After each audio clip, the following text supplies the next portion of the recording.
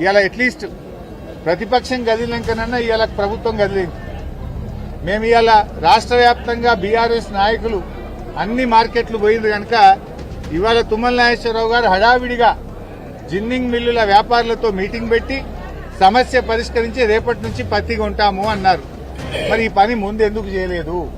నిన్న కొనుగోలు కేంద్రాలు బంద్, ఇవాళ కొనుగోలు కేంద్రాలు బంద్. అంటే బీఆర్ఎస్ కదిలితే గాని, బీఆర్ఎస్ ప్రశ్నిస్తే గాని ఈ ప్రభుత్వంలో చలనం లేదు. బీఆర్ఎస్ ఇవాళ ప్రధాన ప్రతిపక్షంగా రైతుల పక్షాన పోరాడుతుంది కనుకనే మీలో కనీసం కదలికి వచ్చింది. బీఆర్ఎస్ ప్రశ్నిస్తే మొన్న జూబ్లీ హిల్స్ ఎన్నికల ముందు వారం ముందు మైనార్టీకి మంత్రి ఇచ్చింది. బీఆర్ఎస్ కొట్లాడుతూనే ఇచ్చింది కదా, 2 ఏళ్ళు ఇయ్యలే కదా.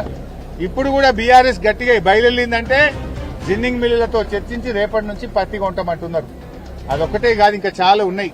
మక్కలకు చెల్లింపులు చేయండి, రైతులకు బోనస్ విడుదల చేయండి, ఇవన్నీ కూడా పట్టించుకోవాలని చెప్పి మేము ప్రభుత్వాన్ని కోరుతా ఉన్నాం.